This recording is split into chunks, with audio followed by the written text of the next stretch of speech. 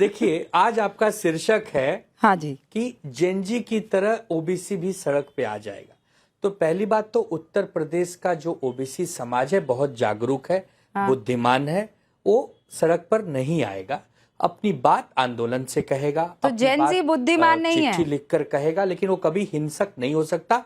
क्योंकि मैं जेनजी तो और बुद्धिमान है, लेकिन वो जो जेनजी के नाम पे जंतर मंतर में कुछ तिलचट्टे भी घुस गए थे, वो तिलचट्टों की बात मैं नहीं कर रहा हूं। मैं मेरे भारत के करोड़ों जेनजी को बुद्धिमान बता रहा हूं। तिलचट्टों को, छिपकलियों को, उनकी बात नहीं कर रहा। आनंद जी, लेकिन जो उत्तर प्रदेश का ओबीसी वर्ग है, मैं उनको जानता हूं। In English meaning cockroach. Okay, तो ये कॉकरोच के साथ तो उद्धव ठाकरे, हाँ, तो कॉकरोच जनता पार्टी के चेहरों के साथ तो उद्धव ठाकरे खड़े थे। नहीं, और उद्धव ठाकरे इकोनॉमी क्लास में आए थे, कॉज के लिए गए थे। और फिर उसके बाद अभिजीत दीपके ना, कॉज के लिए गए।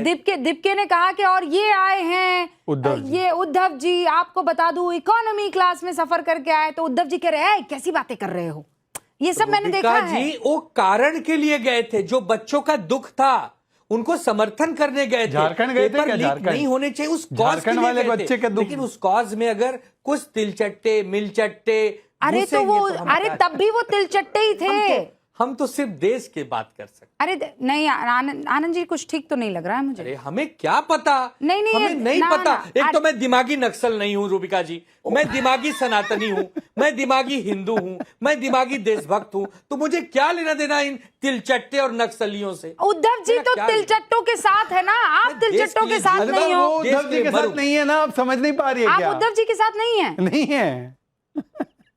नहीं, अरे भैया, मैं उन्हीं की पार्टी का प्रवक्ता हूं, क्यों ऐसा आप कहते हैं? मेरे नेता कॉज के लिए गए थे। कारण शहजाद अपनी दुकान तो बंद कराओ, मेरी भी बंद करा के मानोगे? क्यों ऐसा करते हो? इक्वेशन समझाता हूँ मैं, इक्वेशन समझाऊं क्या आपको? मुझे भी राजनीतिक विश्लेषक बना के मानोगे? मैं इक्वेशन समझा। आनंद जी सुनो, मैं पार्टी में नहीं हूं, पर मैं पार्टी के विचार के साथ हूं। वो पार्टी में है पर वो पार्टी के विचार के साथ नहीं है। आप समझे? नहीं समझे ना? नहीं, पर वो पार्टी में है पर पार्टी के विचार के साथ नहीं है। मैं पार्टी में नहीं हूं, मैं पार्टी के विचार के साथ हूं। अभी मैं दूसरे पॉइंट पे आता हूं। क्या गजब का पैनल आपके लोगों ने आज बनाया रूबिका, एक सबको अगर पैनल पे दिखाओ तो। पहले वाले वो है उद्धव जी के, जो बाला साहेब ठाकरे कास्ट सेंसस के सख्त खिलाफ, हिंदू एकता की बात अगर किसने की तो स्वर्गीय बाला साहेब ठाकरे जी ने की। दूसरे वाले वो है जिनके दादा परदादा नानी दर परदानी सबने मना किया कि कास्ट सेंसस मत करो, कमल जिनका नाम है, राजीव। तीसरे वो है समाजवादी पार्टी, जिन्होंने बोला reservation and promotion over my dead body, जिन्होंने दलित आइकॉन्स के नाम पर नाम रखे थे ना डिस्ट्रिक्ट्स के, उनको चेंज कर दिया और मायावती जी के साथ हॉस्टेल कांड कराया। केवल 3 लोग हैं कमिटेड, मैं, चिराग पासवान जी की पार्टी और अवधेश जी, हम कमिटेड है वंचित समाज के। बाकी ये तीनों जो है ना, इनकी इतिहास देख लो। कहाँ है ये सर्टिफिकेट? आपने क्योंकि हम सब जो है राष्ट्रवादी विचार ये सर्टिफिकेट कौन सी जेब में आपने रखा हुआ है? मैं दे रहा हूँ। जज भी तुम्ही, चले जा रहे, वकील भी तुम्ही, अपराधी भी तुम। वाह, सर्टिफिकेट नहीं काहे दे रहे? अच्छा मुझे बताओ, हमारे बीच में से किनका पार्टी का नेता वंचित समाज से है? चिराग पासवान है? चिराग पासवान है या नहीं? कि नहीं मानोगे? नहीं तो अरे अखिलेश यादव नहीं है क्या? अरे अखिलेश यादव जी के परिवार के ही सब सदस्य सांसद है और कोई नहीं बना। आइए फैजान जी, आइए, दीजिए जवाब भाई, हो जाइए आप भी। देखिए, सबसे पहले जो अपने ये अवधेश साहब हैं, उन्होंने कुछ नेताजी पे इल्जाम लगाया था। तो साहब आपको बता दूं, वो जो ऑब्जेक्शन लिया गया था वो हम रिजर्वेशन के ऊपर नहीं था। हम तो चाहते हैं जातिगत जनगणना हो, लेकिन 2011 की जो सेंसस हुआ था उसमें जो गड़बड़ी थी, हम चाह रहे थे पारदर्शिता हो, वैज्ञानिक तरीके से किया जाए, ताकि जिसका जितना हक हो उसको मिले। बीच में मत बोलिए, आपके बीच में नहीं बोला। बस इसी पर रुकेंगे फैजान भाई, इसी पर। तो वो हैं जिन्होंने 33% रिजर्वेशन जिसकी जितनी संख्या महिलाओं को दिया, फैजान भाई सुनिए, ओबीसी को दिया। सुन लीजिए, मैं सुन लूंगी। इंपॉर्टेंट पॉइंट रह जाएगी ना फैजान भाई, इंपॉर्टेंट चीज रह जाएगी। जिसकी जितनी संख्या भारी उसकी उतनी हिस्सेदारी। You believe in this? Yes ma'am. You believe in this? Yadav Uttar Pradesh में कितने हैं और मुसलमान कितने हैं?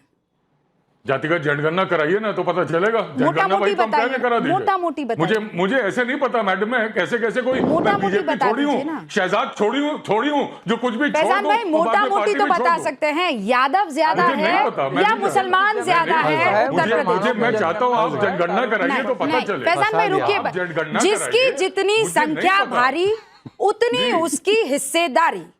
अब बताया जा रहा है 10% मुसलमान है अभी तक, ठीक है, 10% यादव है और 19 या 20% मुसलमान है। तो फिर सीएम किसे होना चाहिए? यादव को होना चाहिए कि मुसलमान को? जिसकी जितनी संख्या भारी उसकी उतनी हिस्सेदारी। मैं दे देता हूँ। हाँ। सीएम उत्तर प्रदेश का वो होगा जो समाजवादी से पहले तो होगा। सीएम उत्तर प्रदेश का श्री अखिलेश यादव होंगे, क्योंकि चाहे हिंदू हो चाहे कोई भी हो, तो फिर वो इस परिवार से फैजान भाई, तो फिर परिवार से फैजान जी फिर वो मुस्लिम दरी बिछाएगा, मुस्लिम को दरी बिछाने के लिए रख दो, दरी बिछाए मुस्लिम। अरे दरी फैजान भाई, आपको दरी भी आप फैजान भाई, मैं अरे आपने तो कहा कि अखिलेश यादव से सब मोहब्बत करते हैं। मैं 3 बार कह देती हूँ कि अखिलेश यादव से पूरा उत्तर प्रदेश मोहब्बत करता है। अखिलेश यादव से पूरा उत्तर प्रदेश मोहब्बत करता है। एक और बार रिपीट कर देती हूँ, अखिलेश यादव से पूरा उत्तर प्रदेश मोहब्बत करता है, ठीक है। लेकिन मुझे ये बताइए कि जिसकी जितनी संख्या भारी उसकी उतनी हिस्सेदारी में ये कैसे फिट बैठेगा कि 20% तो मुसलमान है, 10% यादव है, लेकिन यादव मुख्यमंत्री बनेगा तो वो 20% मुसलमान क्या करेगा? मैडम बात वो नहीं है जो हमें लीड कर सकता है टुवर्ड्स अ बेटर फ्यूचर। तो क्या मुसलमान को लीड कोई मुसलमान नहीं कर सकता? मैम हम सिलेक्ट कर रहे हैं, उत्तर प्रदेश के लोग सिलेक्ट कर रहे हैं अखिलेश यादव को। अखिलेश यादव को हम आगे बढ़ के हम सिलेक्ट कर रहे हैं सर। तो यादव हो तो फिर आप ये कह दीजिए फैजान भाई कि ये जो नारा है वो गलत नारा है। जिसकी जितनी संख्या भारी उसकी उतनी हिस्सेदारी, ये गलत नारा है। नहीं, बिल्कुल सही नारा। तो बिल्कुल सही है, तो फिर 10% यादव 20% मुसलमान सिलेक्ट कर रहे हैं। कौन सेलेक्ट कर रहा है? आपको क्या हो गया रूबिका जी?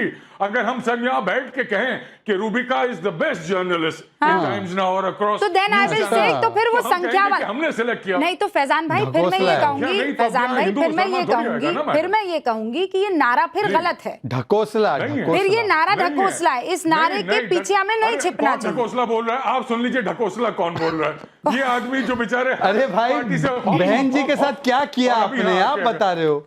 आप बहन जी के साथ क्या किया था? के बारे में क्या आप शब्द बोले हैं बताऊं? बोला तक नहीं जाएगा।